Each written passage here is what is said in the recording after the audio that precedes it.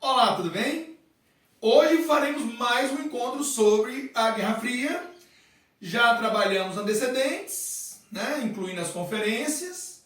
Já falamos do nascimento da Guerra Fria, né, falando sobre aqueles 4 episódios que ajudaram a desencadear a Guerra Fria, né, como o discurso da Cortina de Ferro proferido pelo Winston Churchill em 46, o lançamento da doutrina Truman pelo Harry Truman, presidente americano, em 47, a doutrina da contenção, né, o bloqueio de Berlim.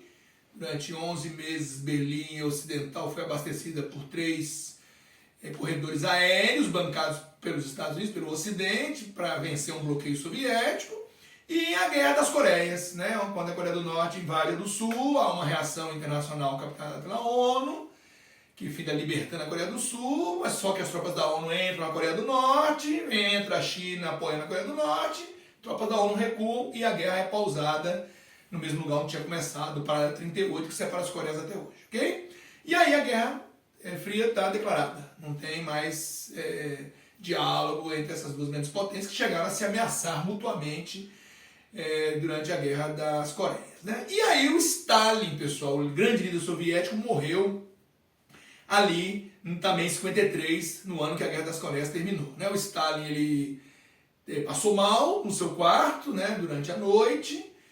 No dia seguinte, o horário que ele deveria acordar, ele não acorda. As pessoas ficam um pouco intimidadas de irem ver o que está acontecendo, né? Ele é o Stalin, né? Não é todo mundo que está com coragem para acordá-lo, né? Ainda mais depois de uma noite que ele tinha dormido muito tarde, né?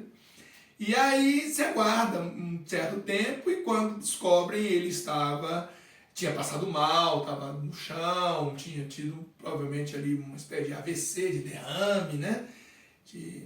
Alguns dizem de uma reação a um envenenamento, né? Porque essa hipótese, né, era uma coisa que assombrava o Stalin, ele já vinha tendo inclusive provadores de alimento, né? Muito assombrado com isso. E há teses lá na Rússia de estudiosos de que ele poderia ter sido envenenado, né? E o atendimento médico a ele também demorou um pouco a chegar, né? Os médicos, aqui tudo indicam, não eram seus médicos há muito tempo. Ele já tinha afastado os seus outros médicos, havia um certo desconhecimento, né, do histórico ali, de saúde dele, e o atendimento dele foi talvez um pouco negligenciado, e aí ele vai vir a falecer. O falecimento do Stalin põe fim a uma era, né, uma era de muita tensão, de muitas perseguições, de expurgos, de tribunais, né, e de muitas vitórias também, né, e de consolidação de um homem forte que era o Stalin, né, um homem que no trato pessoal dizem que era uma pessoa que falava baixo, mansamente, né, e de forma cavalheira, né, mas era um líder brutal e um líder que foi responsável por milhares de mortes, né, nós sabemos disso. E o Stalin morre, abre uma sucessão ao cargo dele, 2 correntes vão se opor, né, uma pró-Stalin, stalinistas, né, e uma de anti-stalinistas, né. Claro que só tem anti-stalinista depois que o Stalin está morto e enterrado, né, porque antes ninguém tinha coragem de fazer isso, né, de fazer qualquer oposição a ele, né. Se ele sonhasse com a possível oposição, a pessoa seria eliminada, né, do caminho. E aí, nessa disputa não se chega a um nome, né? Malenkov fará um governo provisório e aí em 56 vence a corrente anti-stalinista liderada pelo Nikita Khrushchev, né? Então, para você que vem acompanhando as aulas aí, a sequência é essa aqui, né? Lenin, o fundador, né, do regime lá socialista com a Revolução de 17 bolchevique, que morreu em 24, né, pessoal? Aí o Lenin, houve uma disputa entre Trotsky e Stalin, pela sucessão do Lenin, vence o Stalin, né? O Stalin, então, substituiu o Lenin a partir de 24. O Stalin, então, morre em 53. Ele é substituído por Nikita Khrushchev. Tá gostando aí dos meus bonequinhos aí? Né? E no futuro, Khrushchev, que vai ter um governo relativamente curto, né, para os padrões soviéticos, será substituído por Leonid Brezhnev. Né? Então daqui para frente está falando desses 2 governos. Né? Falando do governo do Nikita Khrushchev e mais na frente do governo do Leonid Brezhnev. Deixa ele aqui recuado, deixa à frente o Khrushchev. Nikita Khrushchev, em 56, haverá um congresso do Partido Comunista, o 20º Congresso do Partido Comunista, ele vai participar num discurso a portas fechadas, o famoso discurso secreto, mas que vazou, né? Onde o Khrushchev vai criticar abertamente o stalinismo, não o Stalin, a pessoa do Stalin, que era muito respeitada, mas o stalinismo, o modo de operar do Stalin, né? Com o culto à personalidade, os expurgos, né? A centralização excessiva das decisões. E Khrushchev vai lançar uma nova era, um novo momento, né? Ele convoca o mundo à coexistência pacífica, principalmente os Estados Unidos, né? Tem uma relação mais amena, de menor tensão, que os entraves do mundo sejam resolvidos por organismos internacionais como a ONU, né? Então ele tenta botar ali em banho-maria esse clima tenso da Guerra Fria, que ele estava herdando ali da Guerra das Coreias, né? Um momento de muita tensão ali na Guerra Fria. O problema, pessoal, é que essa retórica do Khrushchev não vai se consolidar na prática, né? Na prática, nós vamos ter um momento de maior tensão da Guerra Fria, né? Um momento que apareceu que o mundo chegaria às vias de fato de uma guerra nuclear, né? E isso horrorizava todos, né? E por quê? Porque o Khrushchev vai enveredar por uma crise envolvendo Cuba e os Estados Unidos, né? E mísseis soviéticos instalados em Cuba, e vai gerar a famosa crise dos Mi-62, ok? Nós falando daqui a pouco. Khrushchev ficará no poder até 64, quando ele será deposto, né? Logo após a crise dos mísseis. Nesse período ele atravessou alguns momentos bem tensos, né? Então, por exemplo, em 56 ele vai ter que enfrentar uma crise na Hungria, um país que era do bloco soviético na Europa, da cortina de ferro, país satélite soviético, né? Que vai ter uma série de manifestações, né? Houve uma formação lá de um círculo de críticos ao regime, né? Que passarão a se reunir, a emitir declarações, a convocar movimentos de rua, se opondo à liderança soviética na região, às imposições que os soviéticos faziam ao país, né? As linhas que o país tinha que seguir de governo, de investimento, de orçamento militar, né? A falta de liberdade, né? Que as pessoas já estavam sentindo na pele. A Hungria foi um país que o Stalin não tratou muito bem durante o seu governo, porque ele considerava os húngaros traidores, né? Que os húngaros tinham sido pronazistas. Então, o Stalin nunca foi muito simpático com os húngaros, né? E nunca os tratou com muita benevolência, não. E com a morte dele, os húngaros entenderam que podiam se afastar dos soviéticos, né? Se libertar dessas amarras com os soviéticos, né?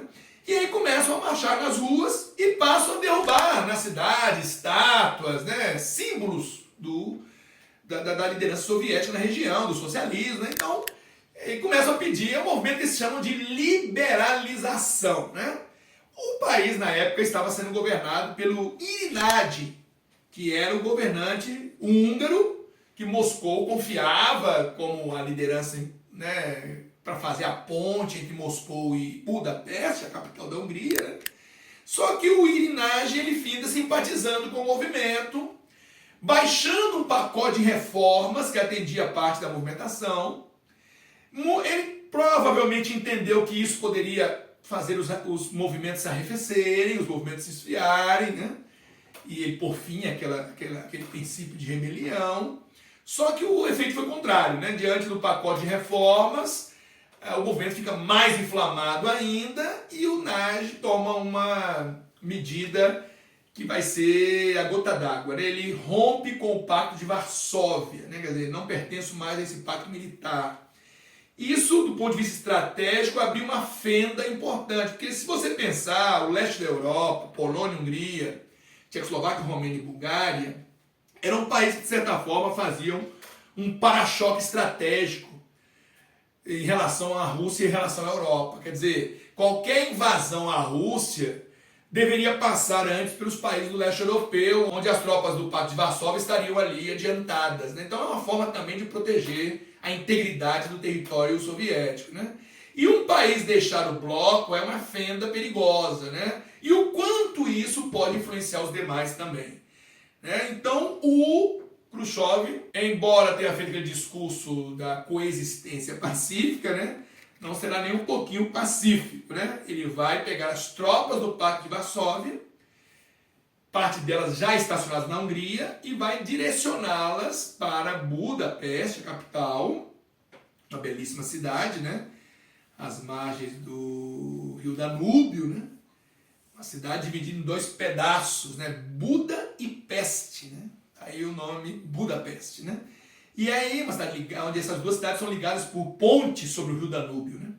E aí, Budapeste será invadida pelas tropas do pacto, a população que se manifesta vai reagir, não vai simplesmente se desmobilizar, ela vai reagir, vai pegar em armas e vai começar uma espécie de guerra civil urbana, principalmente em Budapeste, envolvendo inclusive crianças que também se armaram para lutar, né? E aí, Khrushchev vai sentir essa resistência, vai ter que mandar reforços e vai esmagar esse movimento, né? Esse foi um movimento de dezenas de milhares de mortos, não se sabe ao certo número, mas houve, né, um certo massacre ali daquela população que estava lutando, centenas de milhares de refugiados também, né? E o movimento será esmagado. O Irinage será preso como traidor e posteriormente será julgado e executado. Se você visitar Budapeste, você ainda vai ver homenagens a esse movimento por lá, né? O Nagy, na época, foi enterrado em lugar desconhecido para evitar peregrinações e tudo mais. Ele depois, com o fim do socialismo na Hungria, foi um dos primeiros países, né, a dar sinais de mudança lá no final da Guerra Fria, em 89, né? A Hungria, ao final, vai resgatar a memória do Irinage, vai fazer enterro simbólico, né? Mas em Budapeste você encontra, né, estátuas do Nagy, você encontra por trás do parlamento, que é um bonito parlamento que eles têm lá em Budapeste, uma pira, né, acesa lá 24 horas, né, com uma rocha sextavada, onde você tem 1956, simbolizando as vítimas daquele episódio, né? Quer dizer, até hoje está na memória do povo húngaro esse massacre, essa forma brutal de esmagar essa movimentação popular na Hungria, que Khrushchev ordenou por meio do Pacto de Varsóvia. Pela primeira vez, o Pacto de Varsóvia estava sendo acionado, mas para conter movimentos dentro do próprio bloco, né? Dentro do leste europeu, da famosa Europa Oriental, o continente de ferro. Ok? Então, Khrushchev enfrentou de cara esse episódio. Na sequência, ele vai, no final dos anos 50 e nos anos 60, romper com a China. Mao Tse-tung tinha chegado ao poder em 49, era um aliado na China, né? Era um aliado do soviético, do Stalin. Mao Tse-tung tinha um respeito muito grande, uma admiração muito grande por Stalin, e a morte do Stalin e a ascensão de Khrushchev como anti-stalinista, né? Discursando e denunciando os crimes de Stalin, não fizeram bem ao Mao Tse-tung, não ficou satisfeito, né? Não achava que um líder como Stalin poderia ser tratado assim após sua morte, né? E o discurso da coexistência pacífica também o Mao Tse-tung não digeriu bem, né? Ele achava que um país que enfrentava guerras patrocinadas pelo americano contra o socialismo no Vietnã, por exemplo, não podia falar em coexistência pacífica com um grande inimigo como os americanos, né? Então, realmente, na verdade, o Mao Tse-tung almejou ser o herdeiro do comunismo mundial no lugar do Stalin, né? E ele via no Khrushchev um obstáculo a isso. Então, o Mao Tse-tung, eles se encontraram algumas vezes, né? E ambos se queixaram dos encontros que tiveram, né? Mao Tse-tung não se considerou bem recebido em Moscou por Khrushchev, que ficou num lugar muito frio, sem aquecimento, foi recebido inicialmente por assessores, por pessoas menores no escalão político, um sinal de desrespeito à figura dele, né? E também Khrushchev, quando visitou Mao Tse-tung, disse que foi humilhado, né? Khrushchev não sabia nadar, Mao Tse-tung era um exímio nadador, né? E recebeu o Khrushchev dentro de uma piscina, né? A piscina, o Khrushchev era pequenininho, o Mao Tse-tung era mais atlético, né? E tiveram que dar uma boia pro Khrushchev dentro da piscina para ele ficar mais confortável, enquanto o Mao Tse-tung nadava de um lado ao outro, né? E tudo isso foi interpretado como uma forma de humilhá-lo, né? Do Mao Tse Tung colocar o Khrushchev numa posição inferior, né? Tem até essas historinhas todas. O fato é que os dois começaram a se estranhar e havia um ponto maior, que era a insistência dos chineses em chegar a uma bomba atômica. O plano de arma nuclear chinês incomodava muito os soviéticos, eles não queriam dividir poder com outros países comunistas na Ásia, né? E aí o Khrushchev tentou dissuadir o Mao Tse Tung dele chegar à bomba atômica, dizendo que ele estava sob proteção dos soviéticos. E o Mao Tse Tung disse que não ia abrir mão disso, que a China já era um país que já tinha sofrido muito na história recente, ataques, invasões, humilhações, e que ele não abriria mão, né? Então o Khrushchev volta desse encontro na China, decidido a romper com os chineses, né? Manda retirar toda a ajuda econômica, e ali no início dos anos 60 eles rompem, chamado rompimento sino-soviético, né? E o que vai acontecer com a China? Ela vai se isolar, né? Porque ela não tem para onde correr, né? Ela é um gigante comunista na Ásia, mas ela perdeu seu grande parceiro, né? Aí ela vai tentar influenciar ela mesma áreas da Ásia, através do maoísmo, né? Que é o comunismo segundo Mao Tse Tung. E ela vai chegar a influenciar o Laos e o Camboja, dois países ali do sudeste da Ásia, vizinhos do Vietnã, que estarão sob influência do maoísmo, né? O Laos com um partido chamado Pathet Lao e o Camboja com o Khmer Vermelho, partido lá liderado pelo Pol Pot, né? Um sanguinário líder que chegou ao poder nos anos 70 e em meia década ele conseguiu matar cerca de 20% da população do Camboja, uma maluquice de levar todo mundo da cidade para o campo, redistribuir terras, colocar gente para trabalhar no campo que não tinha a menor experiência, né? E todo mundo que se opunha a esse modelo era preso, torturado, né? Nos campos da morte do Camboja, né? Do Khmer Vermelho, né? O Império Vermelho, e foi um massacre, né? Existe um filme muito bom, um filme antigo, também você encontra na internet, chamado Os Gritos do Silêncio, que falam sobre, baseado numa história real, de um repórter e um fotógrafo que percorreram o Camboja, cobrindo a guerra do Camboja, os horrores da guerra do Camboja. E tem um na Netflix aí, acho que Primeiro Morreu Meu Pai. É um filme que você também encontra, que mostra essa transição que o Khmer Vermelho propôs no Camboja. Depois, o Camboja foi invadido pelo Vietnã, né? Quando o norte socialista do Vietnã venceu a guerra do Vietnã e unificou o Vietnã, né? O Vietnã, o norte era influenciado pelos soviéticos, né? E os americanos apoiavam o sul, né? Mais tarde vamos falar sobre isso, que isso aí já é na era do Brezhnev, né? Mas o Vietnã, uma vez unificado pelo regime socialista, liderado pelo Ho Chi Minh, né? Vai invadir o Camboja e vai derrubar o regime do Pol Pot, alegando questões humanitárias, né? Mas na verdade era varrendo a influência chinesa da Indochina, porque a China tentou ter a sua própria zona de influência na Ásia, né? Bom, então, segundo episódio marcante da era Khrushchev é o rompimento sino-soviético, né? Que levou a China ao isolamento, né? E durante esse isolamento, inclusive, Mao Tse Tung vai liderar a famosa Revolução Cultural, né? Que é um revisionismo que ele vai liderar lá, até a China voltar a se aproximar dos Estados Unidos, né? Quando o presidente americano Richard Nixon, em 72, visitou a China de Mao Tse Tung, mudando completamente até então os rumos da Guerra Fria, né? Que até então havia uma contenção do socialismo, né? E Nixon inaugura com essa visita, né? Arquitetada pelo famoso Harry Kissinger, né? Até aqui o livro que eu gosto dele, ó, Diplomacia, né? O Kissinger conta essa historinha aí nesse livro, né? Kissinger se tornou um especialista em China, né? Tem até um livro aqui que ele escreveu sobre a China, né? Ó, Harry Kissinger escreveu esse livro sobre a China. O Kissinger é o secretário de Estado americano vivo até hoje, tá? E que arquitetou essa visita até a China e foi o primeiro passo, né? A China que você conhece hoje deve muito a essa visita, né? Que eles fizeram, né? Tranquilo? E aí a China se aproximando dos Estados Unidos vai provocar também uma maior aproximação dos soviéticos americanos, a famosa diplomacia triangular, né? Mas isso também é na era Brezhnev, nós chegaremos lá. Por enquanto estamos aqui. Opa! 2 intrusos aqui na nossa história, esses já estão fora, acabaram de descer pro inferno. Beleza, né, galera? Bom, agora vamos continuar no Khrushchev. Eu só estou chegando lá na frente para mostrar onde desdobra isso, né? Mas o importante do Khrushchev é o rompimento sino-soviético. Bom, o terceiro episódio que marcou a era Khrushchev, pessoal, foi a construção do Muro de Berlim. Ele é o grande responsável pela construção do Muro de Berlim. Você sabe que essa foto aqui é famosa, né?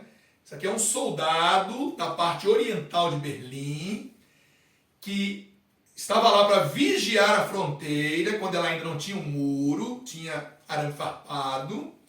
E esse soldado, num dado momento, fugiu para o lado ocidental. E essa foto aqui é histórica, né? Mostrando a fuga de um soldado lá da parte oriental para a parte ocidental, né? Ele que deveria vigiar a fronteira, fugiu, né? Então, resultado, galera. Só vou arrumar aqui minha estantezinha, né? Pode bagunçar agora porque tá feio, né?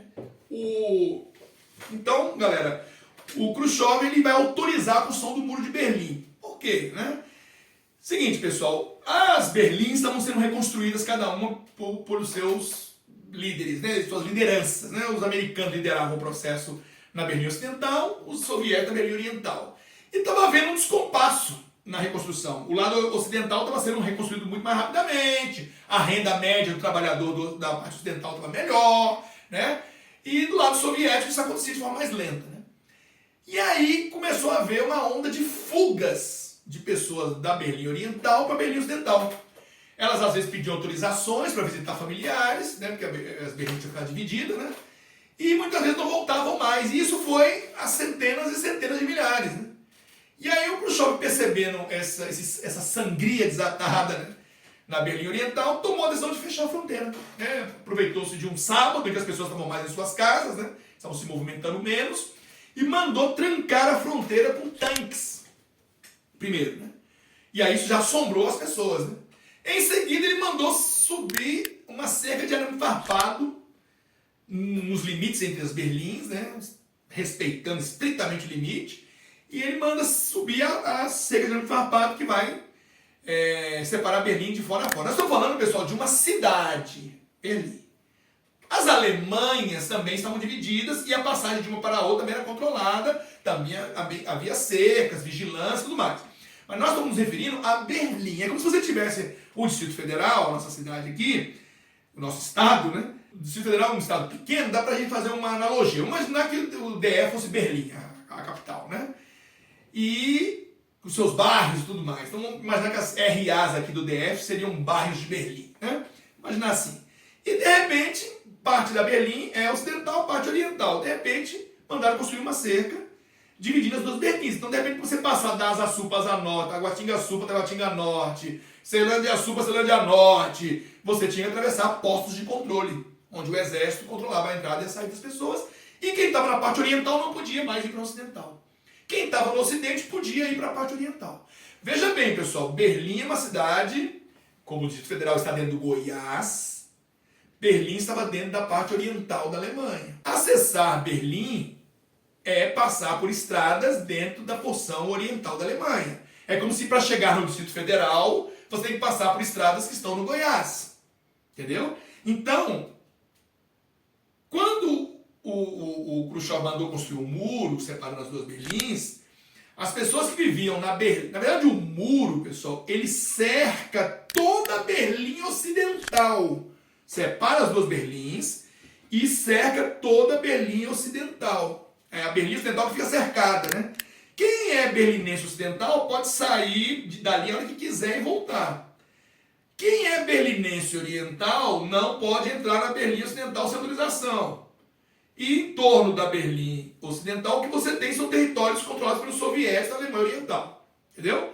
Então, o que acontece? O muro separou famílias, impediu famílias de se encontrarem, e a população ficou muito chocada com aquilo tudo. Né? Mas foi uma medida que ele tomou e que houve críticas na época, fortes, né? Inclusive o Kennedy, John Kennedy, que era o presidente americano, foi a Berlim, fez um histórico comício, lotado, onde ele dizia: quem não conhece a Guerra Fria, os seus efeitos, vem a Berlim, né? Prometendo que ia tomar atitudes contra aquilo, né? Terminando o discurso, solidarizando-se com os berlinenses e usando uma expressão, né, em alemão, Ich bin Berliner, né? Eu sou um cidadão berlinense, né? A população que estava ouvindo o comício foi a loucura com aquela identificação dele, né? Um excelente orador, né? There are many people in the world who really don't understand, or say they don't, what is the great issue between the free world and the communist world. Let them come to Berlin.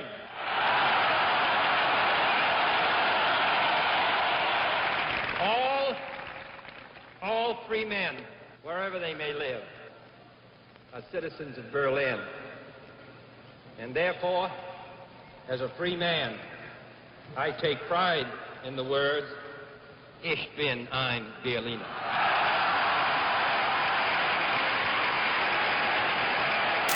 Só que ele não vai fazer nada do que prometeu, né?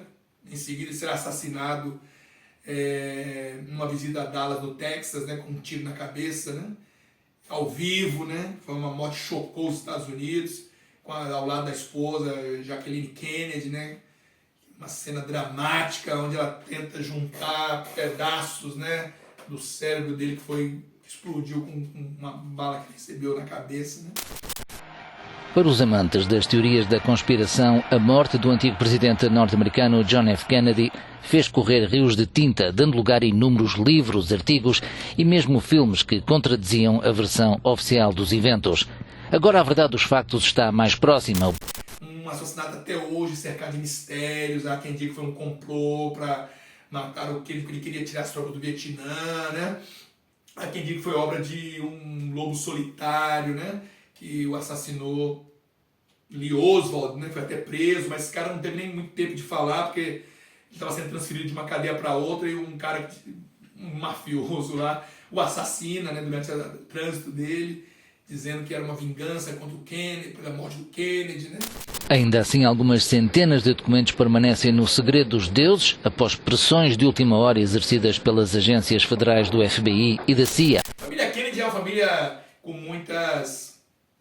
muitos escândalos, né? Com muitas tragédias, né? O Bob Kennedy, que era assessor do John Kennedy, o irmão dele, tenta depois candidatar-se à presidência, é assassinado durante a campanha, né? O possível herdeiro político podia ser do John Kennedy, né? O Ted Kennedy, que era o irmão mais novo, né? Se envolve num acidente de carro com uma secretária, num horário que não deveriam estar juntos, né? A secretária morre, né? E ele é acusado de ter negligenciado o socorro, e aí isso praticamente derruba a carreira dele em termos de pretensões à presidência. Mas ele era um senador muito respeitado, né? Nos Estados Unidos, morreu há alguns anos, né? Chegou a apoiar, inclusive, a campanha do Obama, né? É o Ted Kennedy, né? O John Kennedy, filho do John Kennedy, vai morrer no acidente aéreo com a noiva, né? E a cunhada, né? Ele não quis seguir carreira política, né? Ele era editor de uma revista em Nova York, mas nessa área jornalística, né? E por aí vai. Então, assim, os Kennedy têm uma história famosa, né? Mas foram considerados, assim, um casal, né? Símbolo de uma era romântica dos Estados Unidos, né? O reino de Camelot, né?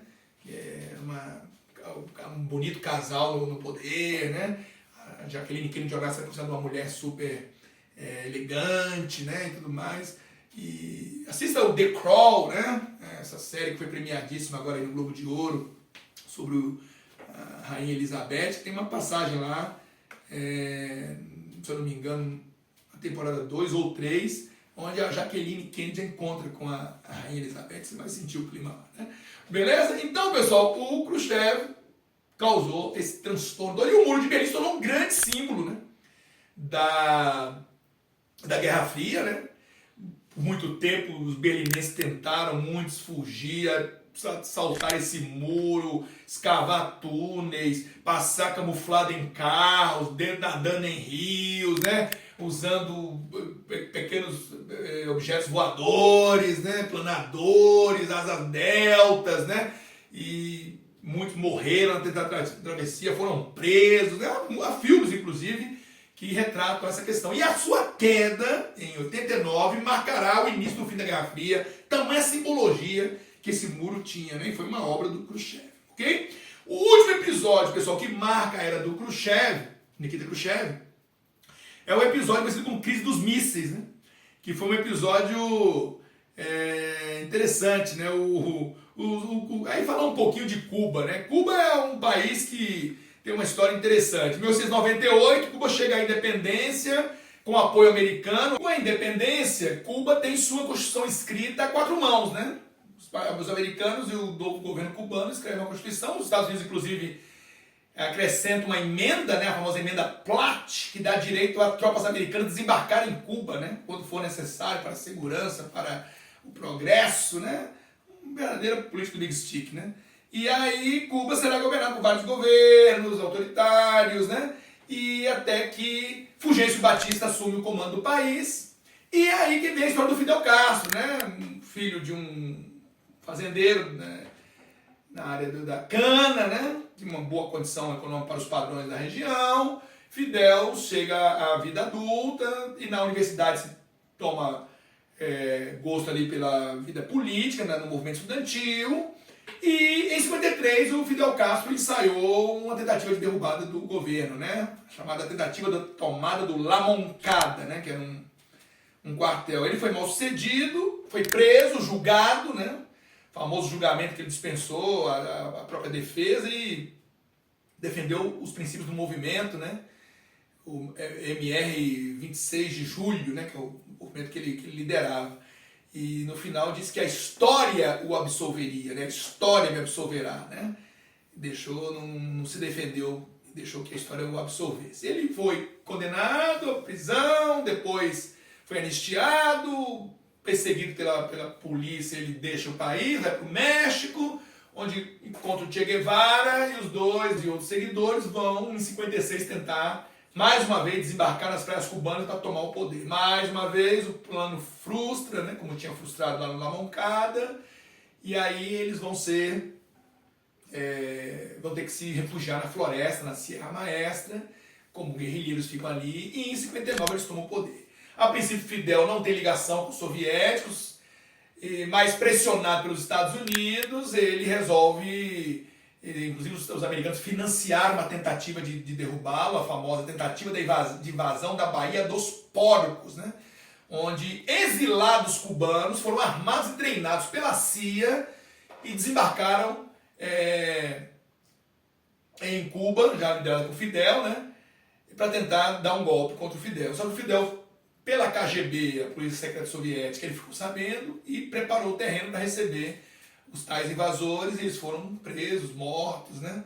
E fracassou, né? Na época o Kennedy escondeu a mão, né? Não quis assumir. Mas documentos publicados décadas depois mostram o envolvimento da CIA na famosa tentativa de invasão da Baía dos Porcos, que é o local onde houve um tal desembarque dos exilados que queriam derrubar o Fidel, né?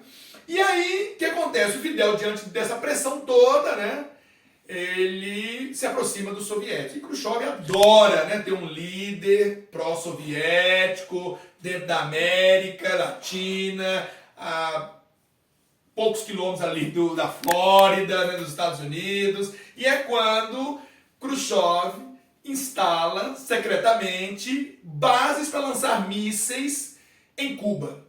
O americano só se atenta para as bases quando elas são descobertas por aviões americanos que fotografaram a ilha, os famosos aviões U-2, né? Esse mesmo que inspirou o nome da banda aí, né? Irlandesa, né? Eu sou apreciador da banda, vocês sabem disso. E já viram minhas canecas aqui, né? Do YouTube. E resultado, as fotos mostram bases militares de lançamento de mísseis instalados secretamente em Cuba. E aí o alto comando militar pressiona Kennedy a tomar uma atitude, né? Porque dali podiam ser lançados mísseis com ogivas nucleares em praticamente todos os estados americanos, né? E aí cria-se um clima dentro dos Estados Unidos de uma possível ataque nuclear soviético, precisa se reagir, né? Claro que para entender todo esse climão que ficou lá, climão mesmo, pessoal, da mídia anunciar como o cidadão tinha que se defender de um possível ataque soviético, de montar em barricadas no sul do país, ali na região da Flórida, com um possível desembarque de tropas soviéticas, de haver propaganda na televisão, das pessoas correndo aos supermercados e desabastecer os supermercados, construírem nos seus quintais abrigos antiaéreos, né?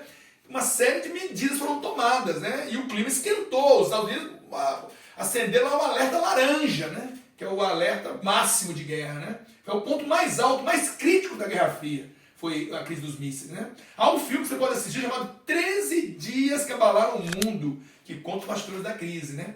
E há um outro documentário com o Robert McNamara, que foi secretário de defesa americano, chamado Sob a Névoa da Guerra, que fala também da crise dos mísseis, né?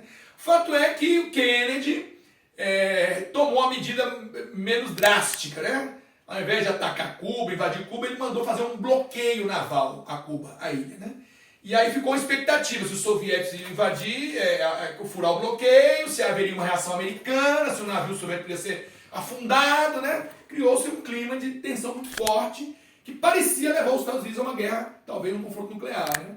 E ao final chegou-se a um consenso ali, o Khrushchev e o Kennedy conseguiram um acordo, né? Onde o Khrushchev retiraria as bases de Cuba em troca do Kennedy retirar as bases americanas lá da Turquia, né? Que patrulhava a passagem dos soviéticos do Mar Negro Mediterrâneo, como já falei, né? Fidel ficou irritadíssimo porque não foi consultado essa decisão, né? E ficou de fora. E ao final a crise dos mísseis termina, né? Mas ela colocou os Estados Unidos em alta. Claro, pessoal, havia todo um clima anticomunista nos Estados Unidos, porque na década de 50 o senador Joseph McCarthy, né? Ele coordenou uma CPI contra ações comunistas no país, né? E ele perseguiu muita gente e criou um clima de caça às bruxas, interrogando pessoas, até crianças, né? E muito denuncismo, muita gente dedurou o colega, né? Dizendo que ele era comunista, o jeito que passava no quintal tinha uma toalha vermelha, já dizia que era comunista, né? E aí o cara já era convocado para depor, né? E criou um climaço, gente perdeu emprego, atores de Hollywood não eram chamados para fazer papéis nenhum, o Chaplin foi acusado de ser comunista, deixou até os Estados Unidos, voltou para a Inglaterra, né? No filme Tempos Modernos tem uma passagem que o Chaplin sai correndo atrás de um carro para entregar uma bandeirinha vermelha, né? Uma cena clássica lá, que ele cai num buraco e vê o carro passar por cima do buraco que ele estava dentro, um bueiro, derrubou uma bandeirinha vermelha, ele, na moda boa vontade de ele devolver a bandeira, ele sai correndo atrás, e quando o carro vira na esquina e ele vira atrás do carro, vem uma manifestação de operários e parece que ele está liderando, né? E aí criou um clima que havia uma referência ali, né?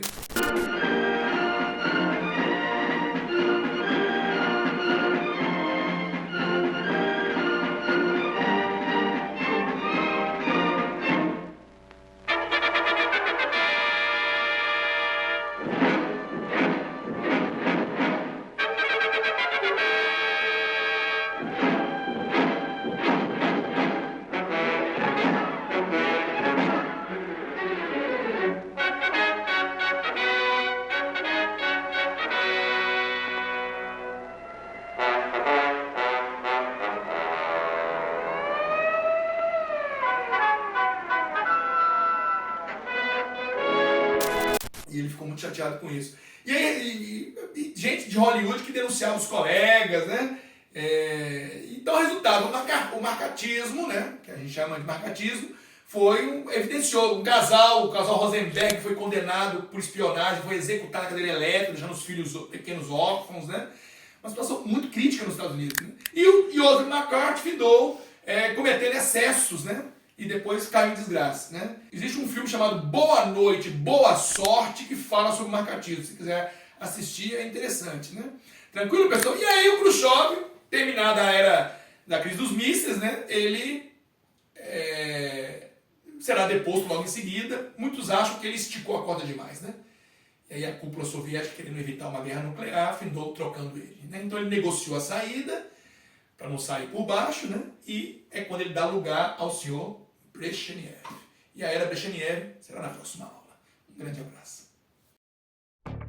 1961. Em território da Alemanha Socialista encontra-se Berlim. A cidade está dividida em 4 setores desde o fim da Segunda Guerra Mundial. No dia 13 de agosto, os setores capitalistas da cidade serão apartados em seus 155 quilômetros de extensão do socialista por uma barreira. Começava a construção do Muro de Berlim. Ao acordarem nesse fatídico dia, os berlinenses nunca mais seriam os mesmos.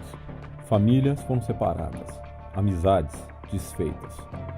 Enquanto esse sistema de controle não se consolidava e brechas existiam, muitos moradores de Berlim Oriental tentavam de todas as possíveis maneiras encontrar refúgio no lado ocidental da cidade. Formas de fuga não faltaram. Fugiam pela canalização, saltavam janelas de prédios que coincidiam com a fronteira ocidental, falsificavam documentos para cruzar os checkpoints, remodelavam automóveis, escondiam-se até mesmo em malas de viagem, construíam balões e, claro, túneis. Ao todo foram 70 projetos de túneis, sendo que um quarto deles bem-sucedidos. Dentre os fugitivos havia também soldados do regime socialista alemão.